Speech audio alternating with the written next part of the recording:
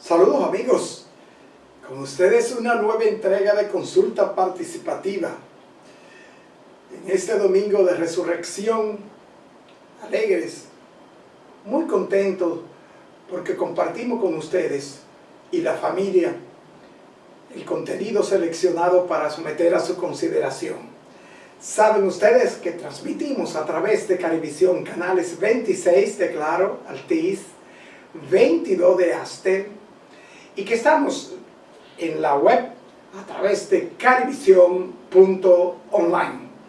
También amigos que estamos en nuestras redes sociales, estamos en YouTube con nuestro canal Consulta Participativa, en el que están colgadas todas nuestras entregas. Denle la campanita, suscríbase a nuestro canal para que reciba todo el contenido de Consulta Participativa de manera directa y especial. También estamos en Instagram como Ricardo Pelman. Amigos, nuestro número de contacto, WhatsApp 809-769-4500. Escríbanos, háganos sus preguntas y sugerencias en relación con contenido e invitados. También amigos nos pueden escribir a nuestra dirección electrónica consultaparticipativa@gmail.com. En Twitter estamos como @consultapar. También pueden seguirnos a través de Twitter y en Facebook como Consulta Participativa.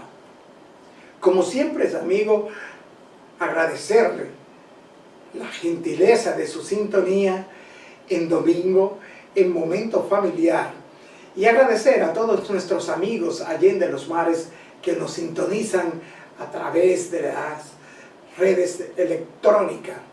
Y como siempre, con la expectativa de que el contenido seleccionado para someter a su consideración resulte propositivo, resulte orientador para todos ustedes, amigos televidentes que nos sintonizan en domingo. Nosotros vamos a una pequeña pausa y retornamos de inmediato con nuestros comentarios.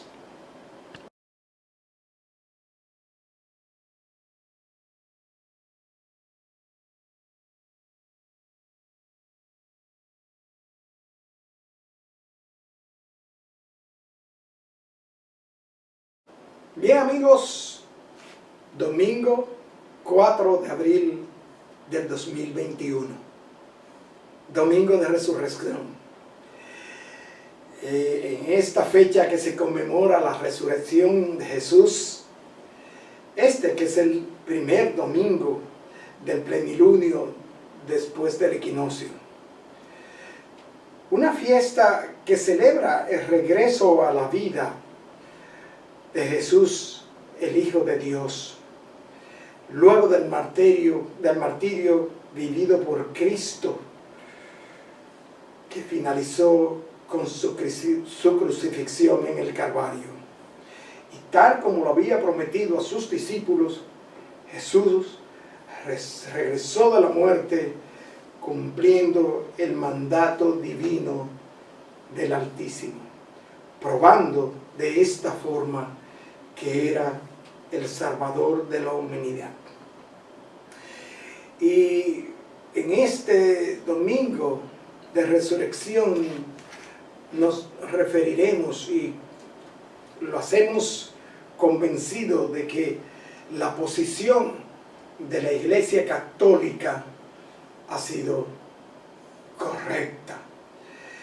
Queremos referirnos al sermón de las 7 palabras, leído en los templos católicos y a través de los medios de comunicación por la curia católica. En este sermón en el que sacerdotes deploraron el aborto, la corrupción administrativa, la falta de oportunidades para los jóvenes, la injusticia y la desigualdad social. El sermón de las 7 palabras, cabe destacar que estas palabras: Padre, perdónales porque no saben lo que hacen. Te aseguro que hoy hoy estarás conmigo en el paraíso. Mujer, he aquí a tu hijo. Hijo, he aquí a tu madre. Dios mío, ¿por qué me has abandonado? Tengo sed. Todo está consumado. Padre, en tus manos encomiendo mi espíritu. Estas fueron las 7 palabras expresadas por Jesús en la cruz, el día de su crucifixión. Pero nos queremos referir específicamente a la primera palabra. Padre, perdónalos porque no saben lo que hacen. Esta palabra que fue leída por el padre Pelagio Antonio Taveras el viernes, Padre, perdónales porque no saben lo que hacen, fue ampliamente explicada por este sacerdote, por el padre Pelagio, y señaló, y voy a citar sus palabras, sus frases, lo siguiente: Padre, perdónales porque no saben lo que hacen cuando quieren quitar a Dios del centro de la vida y imponer sus ideologías, sus intereses y caprichos. Cuando se le da más atención, cuidado y respeto a la vida animal que a la de un ser humano.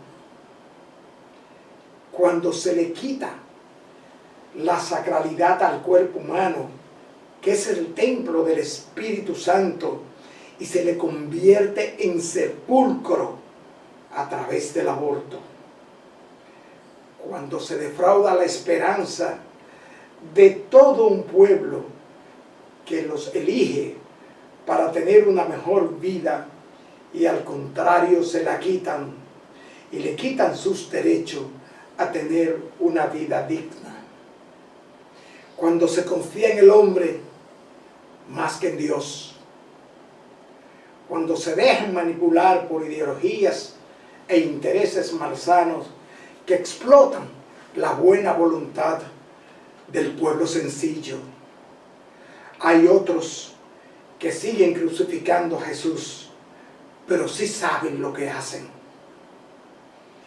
Perdónalo, Padre, pero sí saben lo que hacen. Cuando entregan las riquezas naturales de países a intereses foráneos con contratos amañados. Cuando quieren destruir nuestros recursos naturales basados en intereses ambiciosos, como Loma Miranda, la que no se debe negociar y no se negocia. Cuando ofrecen sus servicios de pésima calidad en oficinas públicas, hospitales, escuela, transporte, energía. Cuando burocratizan excesivamente los trámites para los ciudadanos realizar cualquier papeleo ordinario. Cuando se mantiene un caos en el transporte y no se implementa el cumplimiento civilizado de las leyes, convirtiendo a las ciudades en selva de cemento y metal. Cuando se permite que todo el que quiera entre al país sin reciprocidad en el trato con las otras naciones. Cuando quieren quitarnos los valores que han sostenido la sociedad, como es la familia, el matrimonio, la fe cristiana, respondiendo a malsana colonización ideológica.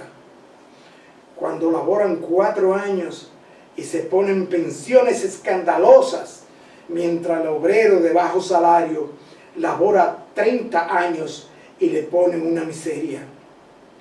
Cuando se endeuda la nación y el pueblo no disfruta de esos recursos y tiene que pagarlos con hartos impuestos.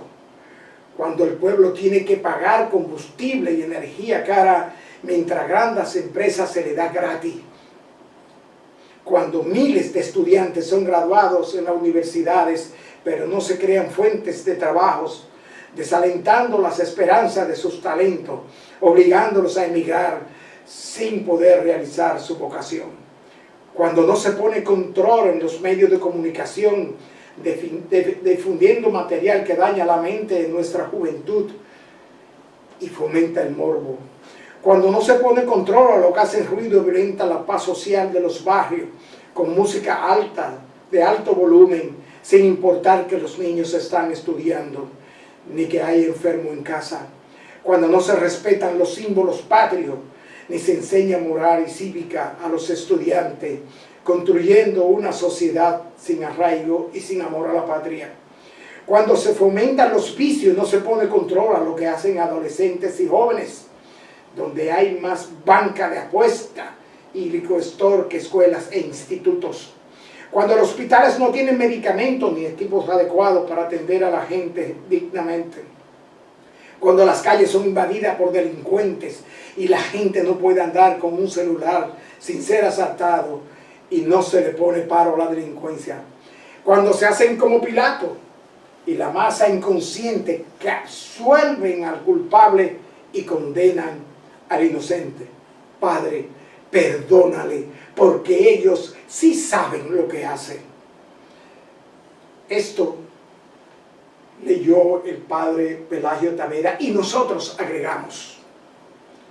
Ellos sí saben lo que hacen cuando violan la ley, negándole el pago de sus prestaciones a hijos de Dios cancelados. Cuando desvinculan de sus puestos a empleados de carrera sin haber cometido faltas. Cuando un funcionario del gobierno dice que las horas en sus puestos de trabajo de infelices dominicanos están contadas. Cuando incluyen de manera ilegal a políticos en las ternas del defensor del pueblo, queriéndolos imponer para que sigan viviendo de la teta nacional. Cuando la autoridad acribilla a balazos a una pareja de esposo cristiano, dizque por error, y lleva un luto interminable a sus familias. Amigos, esta es una triste realidad en el orden mundial, en el mundo que habitamos. En este mundo donde las intoxicaciones alcohólicas, los accidentes y las muertes, el dispendio, la francachela, la fiesta, un estado de pandemia, de una pandemia, de un virus que muta y que se convierte en un asesino silente pero evidente. Esto, amigos, hay que denunciarlo y hay que aplaudir al padre Pelagio en su lectura tan acertada. Finalmente, amigos, la Iglesia Católica denunció lo que es harto sabido. Un grupo de comunicadores y periodistas se dedican a la extorsión. Dice la Iglesia Católica que la práctica se hace principalmente a través de las redes sociales por su impacto y por su seguimiento al morbo. ¿Y qué hacer? ¿Qué hacer, dominicanos? ¿Estamos cambiando? Nos preguntamos, ¿estamos cambiando? Amigos, finalmente, invitarles a que nos acompañen a nuestra entrevista de hoy con la doctora Claudia Almonte, eminente cardióloga dominicana, con la que estaremos hablando de arritmias cardíacas y el COVID-19, de vacunas a pacientes cardiópatas, muertes súbitas en jóvenes, amigos, y de las palpitaciones que han llevado a tantas personas a los centros de salud, producida en un 90% por el estrés. Nosotros vamos a una pequeña pausa y retornamos de inmediato con nuestra invitada.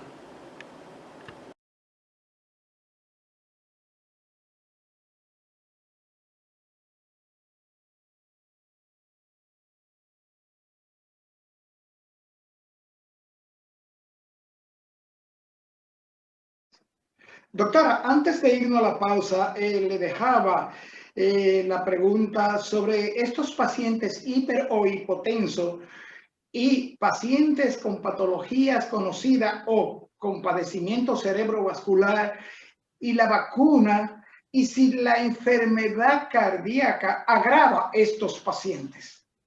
O generalmente la vacuna no está contraindicada en los hipertensos. Recordemos que en inicio se habló incluso cuando apareció el COVID de que los pacientes hipertensos tenían que dejar un tipo de fármaco que se usa para la presión, y eso fue negado por todas las sociedades europea, americana, interamericana, las sociedades locales de cada país. O sea, había una molécula, en este caso los inhibidores de la ECA, para más decirle, quizás le ha sonado lo que es el enalapril y todo eso, que decía por ahí unos rumores falsos de que debían suspenderla, y realmente se vio que no, que al contrario, usted tiene que usar su medicamento y tener su presión controlada. Si a usted le agarra, como dicen, el COVID, o sea, adquiere el COVID, lo correcto es que usted siga su tratamiento antihipertensivo. Si por la enfermedad usted se agrava o va a un intensivo, claro está, su médico de cabecera es que va a regular, porque en muchas ocasiones un COVID grave puede llevar a hipotensión. Entonces, en ese caso, su médico obviamente le va a suspender el antihipertensivo. Pero lo correcto es que si es COVID, no tiene nada grave y no está ingresado, usted tiene que seguir su tratamiento de la presión. Los pacientes hipertensos en inicio se dijeron que eran pacientes de factor de riesgo al adquirir COVID. Realmente después se vio que no, se sacó del grupo, al igual que los asmáticos. Se sacaron del grupo porque se vio que en verdad el ser hipertenso, y si usted está controlado, no tiene por qué usted complicarse de COVID. Pero de igual manera, es como dije anteriormente, o sea, todos debemos cuidarnos. Primero, protegernos, y segundo, al adquirir el COVID, tener un contacto permanente, y más si usted es hipertenso o tiene cualquier enfermedad, con su médico tratante. Doctora, las patologías vasculares, la cardiopatía, el aneurisma de la aorta, los problemas de obstrucciones, los problemas de ateromas, ¿son estos problemas realmente causantes de muerte súbita en pacientes cardiópatas? Sí, por supuesto. O sea, una de las menor de 35 años, por ejemplo, el haber escuchado que un paciente de menos de 35 años falleció súbitamente, generalmente la causa es por algo congénito. O sea, nació con alguna enfermedad, no se había detectado y falleció. Pero mayor de 35 años, de las enfermedades que más causan muerte súbita o enfermedad aterosclerótica, que son los depósitos de colesterol en nuestras arterias, son los pacientes con antecedentes familiares, tienen desarrollo de esa aterosclerosis por fumar, o sea, recordemos el tabaquismo, niveles de colesterol elevados, o sea, son factores que llevan a las arterias a enfermarse. Ahora, el aneurisma de aorta tiene algunas causas, puede ser por hipertensión, puede ser por una sífilis, puede ser por alguna enfermedad degenerativa de la aorta, puede ser heredofamiliar, pero lo correcto es, y qué bueno que usted trae todo esto a colación, de que incluso más de los 20 años, toda persona debe de hacerse una evaluación para hacer reconocimiento de su estado cardiometabólico. Me refiero, usted debe saber cómo anda su presión, nivel de colesterol, cómo están sus órganos, si no tiene alguna cardiopatía congénita y no se ha dado cuenta porque no tiene síntomas, saber su colesterol, su azúcar, su índice de masa corporal, cómo está, porque esto conllevará a lo que es la prevención. En el día de mañana, si usted ya se ha hecho su evaluación y detecta que tiene factores de riesgo, lo correcto es trabajar para que en 5 o 10 años usted no desarrolle una enfermedad o desarrolle un evento. Ese es el norte mayor en cardiología. Antes se trataba Y se decía, no, si usted tiene más de 50 años debe de hacerse una evaluación, pero no. Hoy en día estamos teniendo muchos pacientes hipertensos jóvenes, hasta de 20 años, y pacientes de 30 o 40 con infarto. Entonces, debemos hacer una evaluación temprana. Eso es lo mandatorio. Doctora, yo tengo una pregunta que tengo que hacérsela porque complacemos a los amigos televidentes. Claro. Dice una señora, me diagnosticaron reumatismo en el corazón. O sea, suponemos que es Será cardiopatía, enfermedad algún reumática. tipo de cardiopatía reumática, ¿no? Sí, debe de ser una enfermedad reumática, o sea, son personas que cuando muy joven en la infancia o adolescencia hicieron lo que es fiebre reumática, puede afectar las válvulas del corazón. Entonces, esto con el tiempo evoluciona y desarrollan una enfermedad de las válvulas, depende de la que se afectó, la aórtica o la mitral, y puede incluso llevar a fallo cardíaco o a que un paciente tenga que sustituir una válvula mediante una cirugía o mediante un cateterismo. O sea, sí puede existir enfermedad reumática que afecte lo que es las válvulas del corazón, que son las puertecitas que abren y cierran y que hacen que la sangre pueda pasar de una cavidad a otra. Tengo también otra pregunta, doctora, que es jocosa. Entonces quiere decir que alguien se puede morir de un humo. Depende. O sea, lo de tomar alcohol en demasía puede conllevar a una hipoglicemia, por ejemplo, severa. Si usted ligó con drogas, otras sustancias estimulantes, el alcohol puede conllevar arritmias y muerte súbita, por supuesto. Pero también debemos recordar que durante un humo estamos en euforia, pueden suceder detonantes que lleven a lo que ya tú tenías previo. O sea, si usted tenía un problema coronario y no había tenido manifestaciones, un humo, como dicen, o una bebida en extremo puede conllevarlo a un detonante de un evento cardiovascular, por supuesto. Doctora, patologías cardíacas, dolores de angina, del pecho, el estrés y el estrés en la patología cardíaca. Sí, desde hace ya unos años el estrés ha pasado a ser un factor de riesgo cardiovascular. Esto es sabido, por ejemplo, la ira, la depresión, el tener una vida como la llevan los jóvenes de ahora, diría, y muchas personas, no solamente por la pandemia, porque no podemos acusar que es solamente la pandemia, hay personas que se estresan y no saben manejar el estrés y puede conllevar a detonantes, puede llevar a que se desarrolle más rápido una enfermedad cardiovascular y por ende a muerte incluso súbita. Lo correcto es realizar ejercicio. Si usted sufre de estrés y no sabe cómo manejarlo, debe de buscar ayuda con un psicólogo que le pueda orientar en el mismo. Tratar de sacar espacio para uno, para relajarse, si desea escuchar música, si desea montar bicicleta, algo que le apasione, como que sacarse unos minutos, como dicen, u horas o espacio de tiempo para tratar de despejar la mente de lo que nos ocupa la mayor parte del tiempo. Doctora, no podemos dejar de preguntarle, la incapacidad del nódulo sinusal, ¿es obligatoria o cuándo es mandatorio la colocación de un marcapaso?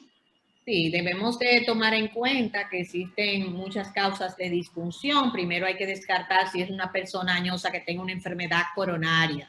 Por ejemplo, personas que tengan enfermedad coronaria pueden manifestarse como un bloqueo, por ejemplo, como que haya casi la necesidad de marcapaso, pero no podemos irnos huyendo a colocarle el marcapaso, a menos que sea una emergencia y se le pone un transitorio, hasta que no veamos esas arterias coronarias y que estén limpias, que no necesiten una desoclusión y que pueda quizás mejorar ese ritmo. Pero existe también la parte de que así como nos vamos envejeciendo, el nodo sinusal se va, el nodo de donde sale la corriente eléctrica de nuestro corazón puede ir envejeciendo y por ende hay personas que tienen la necesidad de utilizar un marcapaso para ayudar con ese ritmo porque ya el nodo de donde sale lo que es la parte eléctrica y que maneja nuestro corazón ha disminuido su capacidad. Y en muchas ocasiones esto del marcapaso debe de ser bien evaluado, o sea, no es poner un marcapaso por colocarlo, tiene sus indicaciones claras y precisas, pero debemos investigar al paciente, hacerle holter, depende si hay que hacerle estudios de ablación, que eso lo hacen los electrofisiólogos, o como dije, investigar lo que son las coronarias. O O sea que tratar sí. de ver, perdón, que no sea medicamentoso. Hay personas que usan betabloqueadores, que obviamente la frecuencia puede bajar y puede llegar a bajar tanto que puede hacerle daño transitorio. Cuando uno le quita el medicamento, ya eso mejora. Estos son las famosas bradicardias, tengo entendido. Sí, pero extrema, no, bloqueo, porque No, ya bloqueo. la bradicardia es cuando baja la frecuencia, pero que se mantiene normal y no tiene síntomas el paciente. Pero ya bloqueo es una disfunción mayor que se manifiesta en el electro y que incluso puede llevar al paciente a presíncope o síncope. Doctora, su recomendación a los televidentes de consulta participativa para mantener su salud cardíaca antes y después de esta Semana Santa. Sí, yo diría que siempre deben de ser las recomendaciones, pero recordemos que en los días festivos como que nos exacerbamos un poco más, aumentamos la ingesta de sal, de alcohol, de azúcar, y esto puede conllevar a descompensaciones de enfermedades ya que se poseen el paciente. Entonces, debemos como que llevar un poquito el ritmo más bajo. En algunas ocasiones los excesos lo que conllevan es a eventos agudos y descompensación. Pero siempre debemos de llevar a cabo lo que es llevarnos nuestros fármacos cuando vamos de viaje o cuando vamos al interior, que no saltar las dosis, descansar, dormir adecuadamente, disminuir la ingesta de alcohol, de azúcar, de sal, no ingerir drogas, obviamente. Y si tiene algún síntoma, debe de manifestarlo, buscar ayuda con un profesional de la salud, no automedicarse o asumir diagnóstico, lo correcto es que vaya a una emergencia para un abordaje rápido, ¿verdad? Exacto, o sea, doctora, bueno, ya finalizada esta Semana Santa, luego de, como usted dice, el éxtasis que produce la vacación, el descanso y el compartir, aunque en esta época muy restringido por el asunto de la pandemia, luego de esto hay que mantener su ritmo como antes de. Claro, sí, no siempre, es lo que le digo, que yo diría que el cuidarnos debe ser siempre, pero sobre todo en los días festivos, no solamente en Semana Santa, sino en Navidad o cuando estamos, qué sé yo, celebrando unas patronales de nuestro cumpleaños, como a veces hacemos, que dura casi toda una semana de fiesta en fiesta y bizcocho en bizcocho. Lo correcto es que tratemos de controlar todo lo que no sea adecuado para nuestro organismo, por supuesto. Finalmente, doctora, porque el tiempo nos está haciendo producción seña, el asunto de estas muertes súbitas en personas de 18 a 25 años, que hemos visto que ciertamente hay mucha muerte. Tengo un amigo que le falleció un primo y él dice que todo el mundo muere del corazón, porque todo el mundo se muere cuando se para el corazón. Eso no fue porque él estaba en ciertas cosas. Es que, mire, por debajo, como dije ahorita, de los 35 años puede ser una cardiopatía congénita. Puede ser que no tenga síntomas, no haya tenido síntomas ni nada y que tenía una cardiopatía, hizo un detonante y falleció. Pero existen otras causas, un tromboembolismo pulmonar súbito. En verdad, las drogas, el exceso de alcohol puede conllevar a eventos súbitos, claro está. Entonces, en los jóvenes debemos siempre alertar de que los excesos o el no manifestar síntomas puede conllevar a incluso fallecimiento. Pero esto pudiera seguir sano y lo sabemos que históricamente incluso futbolistas que han caído en el campo de fútbol por no hacer a tiempo lo que es quizá una evaluación, que ya eso ha mejorado porque a raíz de esas muertes ya es como que se hace un screening, un protocolo con esos pacientes que hacen fútbol o cualquier deporte extremo. Pero sí importante saber que el reconocimiento a tiempo de alguna patología cardiovascular está en que usted vaya a un médico y que se haga un reconocimiento preventivo, que vea que su salud cardiovascular esté bien. Bien, doctora, se nos acabó el tiempo. Realmente se nos fue volando esta media hora. Sí. Se nos quedan muchos temas que le decimos al momento que le agradecemos que las puertas de consulta participativa están abiertas para satisfacer todas estas preguntas que tenemos los amigos televidentes, las cuales vamos a remitir y para que usted por lo menos las vea. Gracias del alma, doctora. Gracias por sacrificar este tiempo de su apretada agenda para participar y llevar orientación a los amigos televidentes de consulta participativa. Muchas gracias. Bien, amigos televidentes, a ustedes nuestra exhortación en tiempos de coronavirus. Primariamente, vacúnate. Si te toca, vacúnate. Y por favor, hazlo por ti, por tu familia, tus amigos, colaboradores, los envejecientes, los niños. Si puedes, quédate en casa. Quedémonos en casa. Amigos televidentes, nos vemos en la próxima entrega. Bien, amigos televidentes, como les decía, hoy tenemos el honor de tener la presencia de la doctora Claudia Almonte, indudablemente una científica de la cardiología, una comunicadora, una excelente comunicadora, a quien damos la bienvenida este domingo. Bueno, muchísimas gracias, de verdad que muy honrada de estar en su programa, invitada, y sobre todo felicitarlo por este espacio que puede informar a la población sobre la salud cardiovascular. Gracias. Gracias a usted, doctora. Así es, y entrando en materia de una vez, doctora, hay como se dice, un catálogo de patologías del corazón y de problemas cardíacos. La insuficiencia cardíaca, primariamente, ¿son 100% hereditarias, doctora? No. La insuficiencia cardíaca, que es lo que la población puede entender como corazón grande, fallo cardíaco, fallo de bomba. Cuando se le pone el corazón grande es lo que más le llama la atención a la población. Tiene diversas causas. Va desde alcoholismo, o sea, exceso de alcohol, hipertensión arterial no controlada de larga data, cardiopatía coronaria, o sea, un paciente que ha hecho infarto, por ejemplo, puede desarrollar posteriormente falla cardíaca. Está también lo que es la parte hereditaria. Tenemos por igual lo que son virus, por ejemplo, existe y sobre todo en Sudamérica lo que es la enfermedad de Chagas. Aquí no existe, por suerte para nosotros, ese chinche que produce como una mordidita, una afección del músculo cardíaco y se dilata.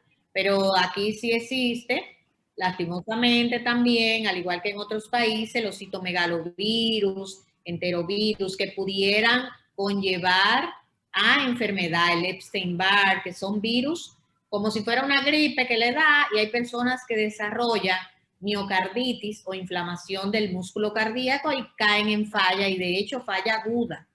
O sea, hay muchas causas de falla cardíaca, la diabetes, el hipertiroidismo o problemas de tiroides pudieran conllevar a un paciente. Pero los factores de riesgo más preponderantes o quizás más frecuentes son la hipertensión, que sabemos que nuestra población no lleva una presión totalmente controlada, aún siendo hipertenso, aún siendo ya diagnosticado y aún teniendo una medicación, no está en control total. Y por esto puede desarrollar falla cardíaca, así como los pacientes que desarrollan insuficiencia cardíaca por cardiopatía coronaria o infarto que haya tenido. Doctora, estamos, como decimos, en tiempos de coronavirus, en la época en que esta pandemia pues, se ha desarrollado y ha atacado a nivel mundial.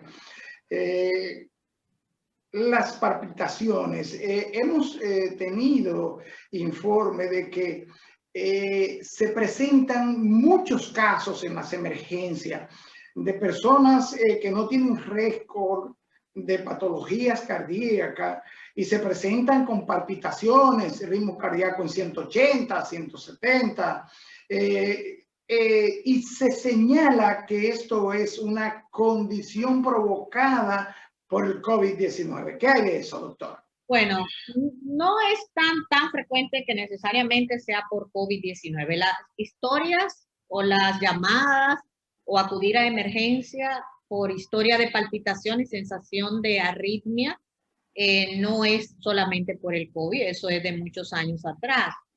Está lo que es la ansiedad, los ataques de pánico y quizás arritmias por afección por el COVID. Indudablemente, en esta temporada hemos visto más pacientes acudiendo a nuestras consultas por historia de palpitaciones, sensación de taquicardia, sensación de angustia, pero igualmente, aunque entendemos que puede ser ansiedad, lo correcto es que descartemos lo orgánico.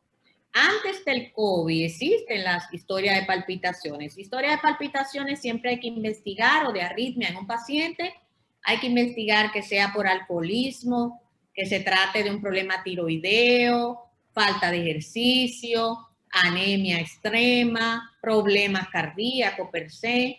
Hay muchas condiciones, o algún fármaco que esté usando, hay muchas condiciones que pueden conllevar a arritmias o taquicardia.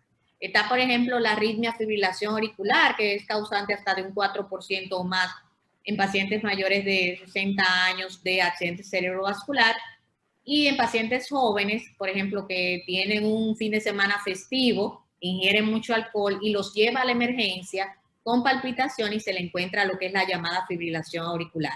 Siempre que un paciente acude a consulta o emergencia con historia de arritmia, taquicardia o palpitaciones, se debe de investigar la parte orgánica, el corazón, realizar análisis, ver si todos los electrolitos, sodio, potasio, magnesio están en su justa medida, y ya después que hemos descartado todo, además de realizarle eco y holter, que el holter es un aparatito o grabadora que se lleva 24 horas el paciente a la casa para registrar el ritmo, porque en un electro de consulta de 1 minuto a veces sale normal, pero el paciente dice que tiene los síntomas. En un holter es más fácil registrarlo.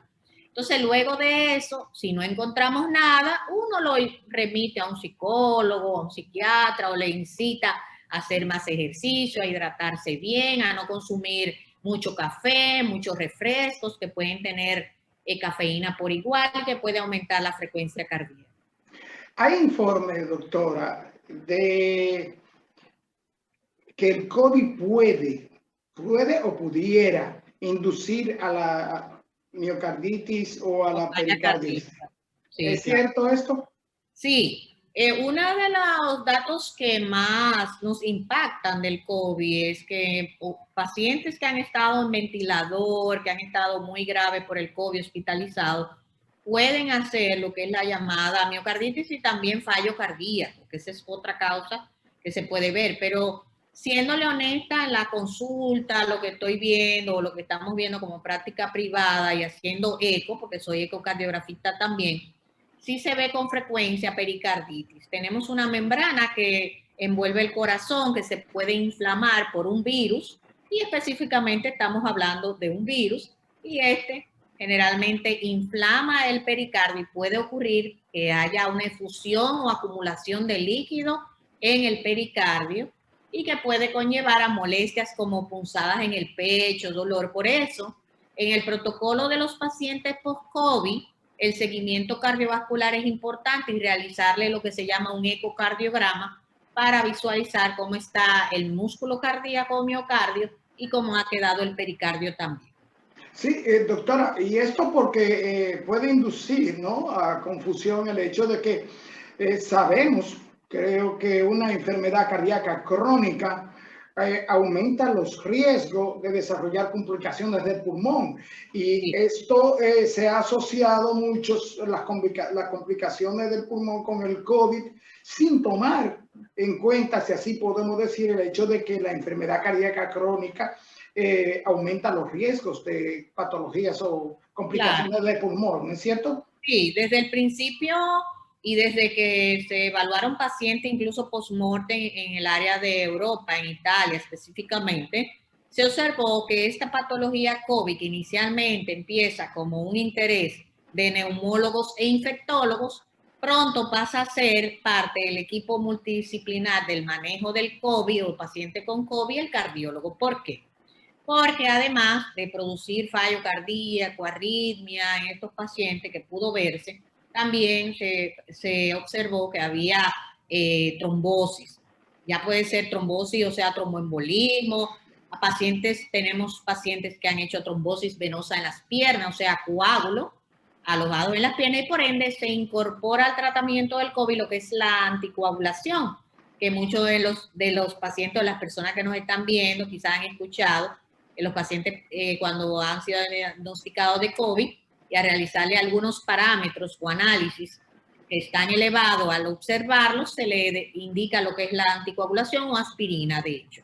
Entonces, el cardiólogo entra en el manejo del COVID precisamente porque se vio una implicación de problemas cardiovasculares, pero también pulmonares relacionados también a lo que es la parte vascular.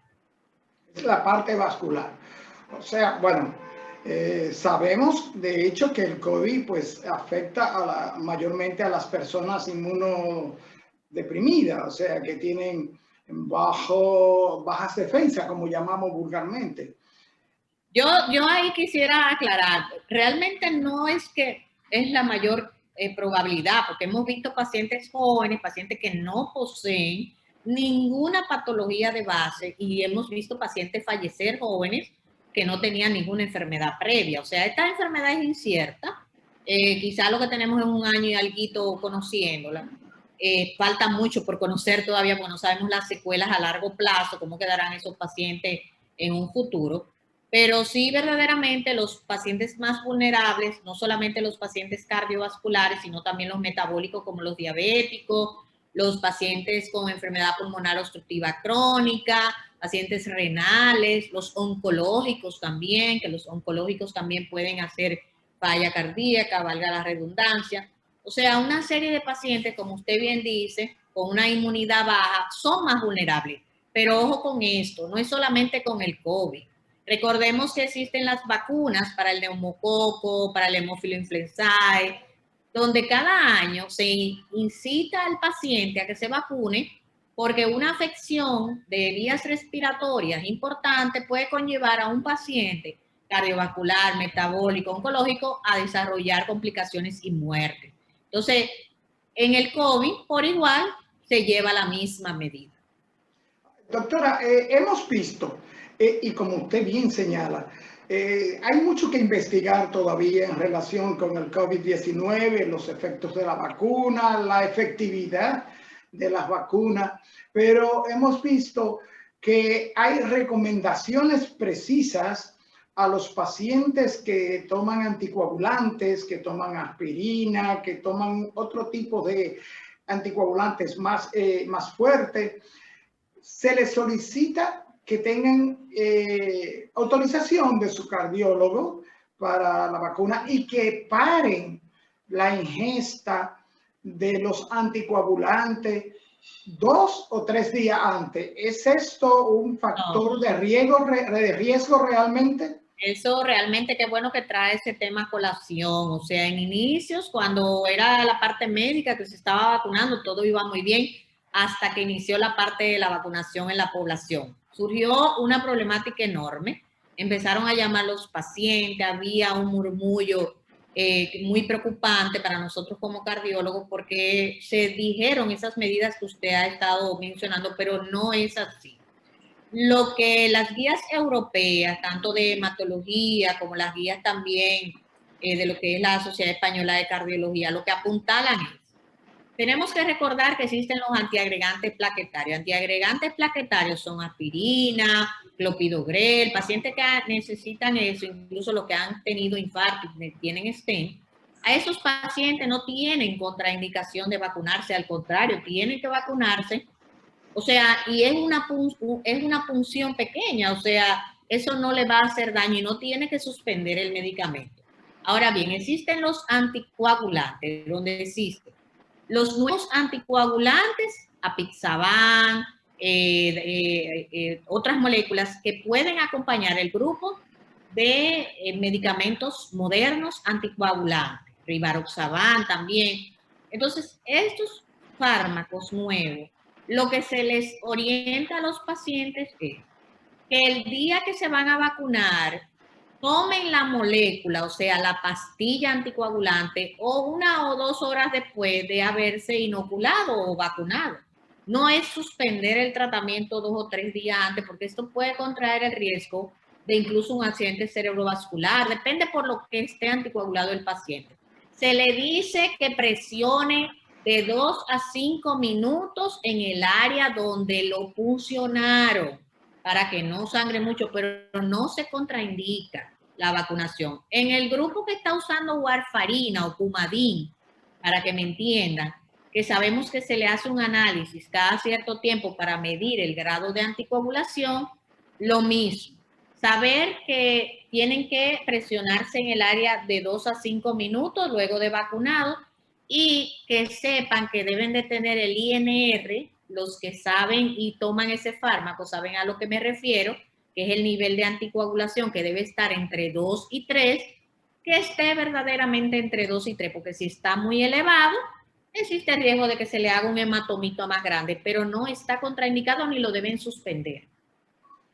O sea, que quedamos claro que no. En el caso de esa molécula que usted mencionó, de la Pixaban específicamente, han sido muy reiterativos los comentarios y las indicaciones de que por lo menos, como usted señala, deben ese día pararse. Tomarla, exacto. Algunos han dicho de pararla, pero lo que recomendamos y las guías europeas han hablado es tomar la molécula después de la vacuna. Más nada, o sea, eso, las horas picos del medicamento, se supone, del día anterior ya va pasando y por ende es que se le dice que se vacune primero y luego tome la molécula.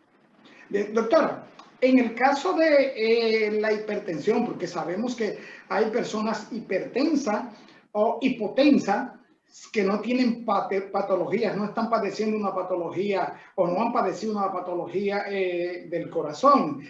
En el caso de los pacientes hipertensos y de los pacientes que han padecido o padecen algún tipo de patología cerebrovascular, ¿qué hacer con relación a la vacuna? Esto, doctora, después de la pausa.